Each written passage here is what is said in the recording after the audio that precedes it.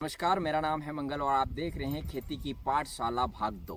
किसान भाइयों, हमने कई बार आपसे कहा है कि जब तक आप चीज़ों के बारे में, दवाइयों के बारे में, खाद के बारे में आप नहीं जानेंगे तब तक आप इसी तरह से पैसा बर्बाद करते रहेंगे। जो आप चीज़ ला रहे हैं उसके बारे में आपको जानना अति आवश्यक है कि ये चीज़ें काम कैसे करती है, ये चीज़ें किसके साथ जाती है, किसके नहीं साथ जाती है, ये आपको याद रखना होगा। क्योंकि आपसे ज़्यादा एक्सपीरियंस किसी में नहीं है, क्योंकि आप कई वर्षों से खेती करते आ रहे हैं, इसलिए आपसे ज़्यादा एक्सपीरियंस किसी में नहीं है। इसलिए आप जहाँ तक चीज़ों को समझेंगे नहीं, जानेंगे नहीं, तब तक आप इसी तरह से अपना पैसा बर्बाद करेंगे। मैं ऐसा क्यों कह रहा हूँ? क्योंकि इस वर्ष किसान भाई कॉम्बो किट का ज़्यादा प्रयोग कर रहे हैं, जिसमें मैग्नीशियम सल्फेट आता है, जिंक सल्फेट आता है, फेरस सल्फेट आता है, मैग्नीज आता है, बोरान आता है और साथ में पोटेशियम हुमेट आता है। और कई किसान भाई जिंक सल्फेट का अलग से प्रयोग कर रहे हैं लहसुन में या किसी भी फसल में।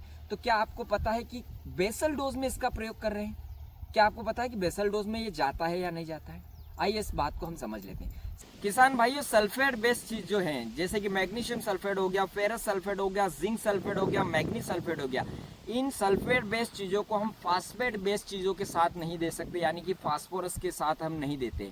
अगर इन दोनों को मिलाकर हमने खेत में डाला है तो सल्फेट बेस्ड चीजें हैं, जो उनके गुण हैं वो हम खो देंगे, यानी कि उसके रिजल्ट हम यहाँ नहीं आएंगे।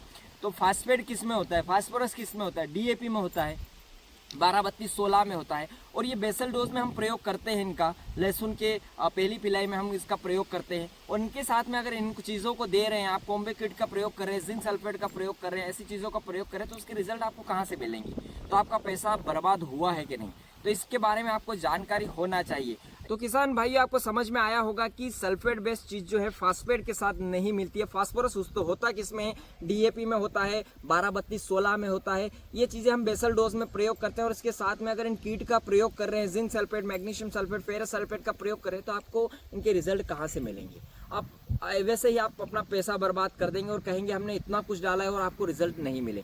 तो किसान भाई, ये जानकारी होनी चाहिए कि सल्फेट बेस्ड चीज किसके साथ मिला सकते हैं, फास्फेट बेस्ड के साथ नहीं मिला सकते। आप पोटाश के साथ मिलाकर इसको डाल सकते हैं, आप नाइट्रोजन को मिलाकर साथ डाल सकते हैं। और बहुत सारे किसान भाइयों के मन में ये शंका रहती है कि नाइट्रोजन के साथ मिला सकते हो, नाइट्रेट के नहीं। नाइट्रोजन और नाइट्रेट दोनों ये भी अलग अलग होते हैं। नाइट्रोजन होता है यूरिया। अगर नाइट्रोजन किसी के साथ मिलाकर एक नई चीज बनाता है तो उसे नाइट्राइड कहा जाता है। जैसे कि नाइट्रोजन कैल्शियम के साथ मिलकर एक नई चीज बना रहा है, जैसे कि कैल्शियम नाइट्रेट बन गया, तो उसके साथ हम नहीं मिला सकते हैं। इसीलिए नाइट्रोजन और नाइट्राइड में भी फर्क होता है। हाँ, कैल्शियम नाइट्रेट में नाइट्रोजन की मात्रा होती है, लेकिन उसका गुण बदलकर नाइट्रेट में बदल गया।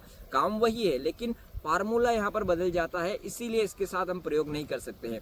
आप humic acid, fulvic acid, seaweed extract इनके साथ में प्रयोग कर सकते हैं, पोटास के साथ में आप प्रयोग कर सकते हैं, यूरिया के साथ में आप प्रयोग कर सकते हैं, लेकिन डीएपी 12-32-16, S20-20-13 इनके साथ आप प्रयोग ना करें। और किसान भाई, ऐसा तो नहीं है कि इनका पहला बेसल डोज में इनका प्रयोग नहीं करते, आप बिल्कुल इनका प्रयोग करते हैं। डीएपी का प्रयोग करते हैं, 12-32-16 का प्रयोग करते हैं, लेकिन इनके साथ में आप अगर इनको मिलाएंगे तो इसके रिजल्ट आपको यहाँ नहीं मिलेंगे।